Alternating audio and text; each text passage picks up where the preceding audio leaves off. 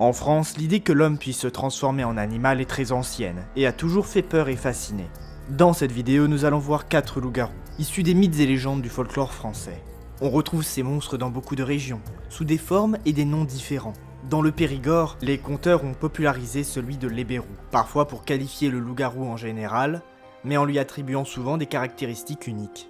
Le lébérou, appelé lébérouna s'il s'agit d'une femme, était capable de se changer la nuit en loup, mais également en lièvre ou en mouton pour les hommes et en chèvre pour les femmes. Ils étaient à l'origine de simples villageois, mais pour diverses raisons, souvent un péché ou un crime non avoué, plus rarement pour avoir pratiqué la sorcellerie, ils avaient été frappés par une malédiction, les condamnant au garroage, la course nocturne des loups-garous. 6 nuits par semaine, le lébérou sentait une démangeaison qui le poussait à s'élancer précipitamment hors de son domicile pour rejoindre la fontaine la plus proche. Là, il se jetait dans l'eau du bassin et en ressortait recouvert d'une peau animale. La métamorphose était parfois complète. Rappelant les éléments d'autres légendes de loups-garous français, dont j'avais parlé dans ma première vidéo sur le sujet, il doit dans la nuit courir à 4 pattes, à travers champs et forêts, afin de visiter 7 paroisses et de ramper sous leurs clochers. D'après un récit datant de 1938, le lébérou attaquait et dévorait les chiens qu'il rencontrait sur son chemin, vomissant parfois des morceaux de ces derniers après être redevenu humain. Sa course effrénée dure jusqu'à l'aube, laissant le damné absolument exténué lorsqu'il retourne à la fontaine pour y retrouver sa véritable apparence. Les contes ne le considèrent pas comme un être malveillant, contrairement à d'autres lycanthropes. C'est une victime de sa malédiction, que l'on plaint bien qu'il soit responsable de celle-ci. Mais toutefois, croiser sa route est une affaire risquée. Tout ce qui compte pour lui, sous forme animale, c'est d'effectuer le garroage. Aussi, le lébérou n'hésite pas à bondir sur le dos des voyageurs nocturnes, s'y agrippant fermement, liant le malheureux à la malédiction, le forçant à porter la bête, pendant toute la nuit, jusqu'à l'accomplissement de son périple. Pire encore, si le malheureux n'avait pas réussi à accomplir la tâche du lébérou pendant la nuit, la malédiction le frappait lui aussi, et le soir d'après, une pulsion le forçait à quitter son foyer, à la recherche de la fontaine la plus proche. Le mythe du loup-garou montre qu'il y a une zone grise dans laquelle les légendes populaires issues de la peur du loup sont mélangées aux croyances en la sorcellerie. Dans les forêts françaises, en Auvergne, dans le Berry, une figure au caractère surnaturel illustre cette rencontre. C'est le meneur de loups, une légende présente dans les traditions populaires de nombreuses régions de France. C'est une figure sinistre, qui inspire autant le respect que la crainte. Dans les vieux textes, le meneur de loups était plus qu'un simple charmeur de bêtes. C'était un sorcier, voire même un loup-garou. Par un pacte fait avec le diable, il s'était immunisé à la malédiction du garroage, et avait appris comment communiquer avec les loups, que ce soit en connaissant leur langue, ou en apprenant les musiques qui permettaient de les envoûter. Le meneur amassait ainsi dans les forêts proches de sa demeure une meute de loups, parfois composée de loups-garous, qui obéissaient à ses ordres. Chaque nuit, le sorcier commandait aux prédateurs, les menant à travers champs vers les troupeaux et les proies les moins protégées. Si les villageois lançaient une battue, il mettait les loups à l'abri, détournant les chasseurs, cachant parfois les bêtes dans sa propre demeure. Mais les légendes du meneur de loups ne sont pas que noires. Elles ont même plutôt évolué pour parfois effacer le côté maléfique du personnage. Ainsi, le meneur de loups pouvait jouer le rôle de protecteur, éloignant les loups des troupeaux et des villages, intervenant lorsque l'un d'eux se retrouvait coincé dans une ferme afin de le ramener à la nature. Une image tout compte fait plus proche de celle d'un forestier que celle du sorcier loup-garou. Toutefois, selon un autre récit, il aimait monnayer sa protection, allant à la rencontre des voyageurs nocturnes et leur proposant certaines de ses bêtes comme escorte. Mais si le contractant avait le malheur de tomber sur le chemin qui menait chez lui, les loups qui le protégeaient risquaient de lui bondir dessus et de le dévorer. Si certaines légendes de loup-garou partagent des éléments communs, les caractéristiques de ce monstre varient selon les régions de France et créent une vraie diversité de croyances.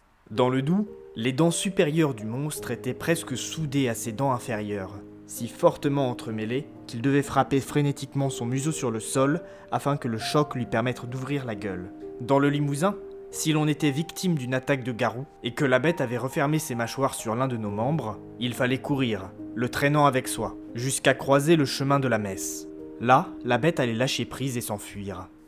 On peut également trouver dans les traditions françaises des créatures cousines du loup-garou. Dans le centre de la France, lorsque la lune éclaire les murs des cimetières, il était possible pour l'aventurier nocturne ou le traînard de rencontrer la meute des lupins. Ce sont des créatures particulières, ayant la forme de loups ou de chiens miniatures, de la taille de jeunes enfants. Ils avaient le pelage noir et un long museau garni de dents pointues, d'où s'échappait une haleine pestilentielle. Ce qui les rendait terrifiants, c'était leur posture atypique. Ils se tenaient debout, sur leurs pattes arrière. Ils aimaient s'aligner, immobiles, le long des murs blancs parsemant la campagne. Leurs ombres, projetées par la lune, offraient un spectacle angoissant aux voyageurs, qui les entendaient ricaner dans un dialecte inconnu. Ils ne se montraient pas hostiles aux passants qui les saluaient respectueusement. Mais ceux qui préféraient les ignorer attisaient leur colère. Les lupins, qu'il faut distinguer des lubins, variation de cette créature bien plus craintive, étaient normalement des bêtes charognardes qui pénétraient dans les cimetières pour y déterrer et y ronger les ossements des défunts. Lorsqu'ils devenaient agressifs, ils retombaient sur leurs quatre pattes, hurlant à la lune, et grondant, ils poursuivaient leurs victimes jusqu'à l'avoir encerclée. Il était possible de les soudoyer afin d'éviter de se faire dévorer, mais si l'on revenait sur cet accord, les lupins, tels des esprits, se mettaient à hanter le village, leurs ombres étant visibles même de jour sur les murs des maisons. Il était encore possible de les chasser pour de bon.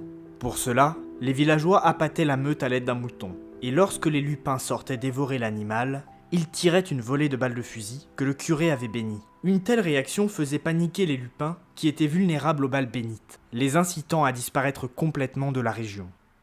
Pénétrons maintenant dans les brumes de la Bretagne médiévale, pour y découvrir parmi les nombreux récits fantastiques qui y ont vu le jour, l'envoûtante et dramatique histoire du lait du Bisclaveret.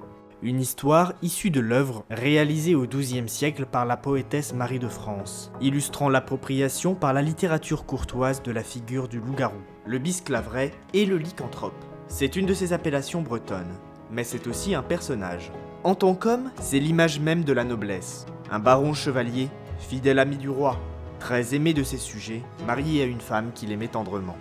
Mais la malédiction le force à disparaître 3 jours par semaine pour prendre la forme d'un loup, et son épouse commence à soupçonner une infidélité. La tension qui grandissait pousse le seigneur à avouer. Il était loup-garou, et 3 jours par semaine, il dissimulait ses vêtements d'homme et devenait une bête. Le baron était confiant que son honnêteté rassurerait sa femme. Il lui montra même la cachette de ses habits, sans lesquels il ne pouvait retrouver sa forme humaine. C'était une erreur. Son épouse horrifiée ne voyait plus en lui qu'un monstre sauvage. Dès qu'il se fut à nouveau transformé, elle s'unit à un des chevaliers de la cour, le poussant à dérober les vêtements de son mari. Trahi, incapable de redevenir humain, le baron fut déclaré mort et les deux traîtres purent régner ensemble, convaincus que le Bisclaveret, monstrueux loup-garou, serait bientôt chassé et tué. 1 an plus tard, le roi, lors d'une chasse, adopta un loup au comportement étrangement noble et courtois. Il en fit son fidèle compagnon, toujours à ses côtés à la cour, même lors de ses audiences. Mais après un incident avec le loup et la femme de l'ancien baron, le roi devint suspicieux, et faisant passer la baronne à la question, il obtint la vérité. Il put rendre ses habits au Bisclaveret, qui, libéré de sa malédiction, retrouva enfin forme humaine. C'est l'une des rares histoires datant du Moyen-Âge, où le loup-garou est non pas un monstre, mais un personnage faisant preuve de noblesse.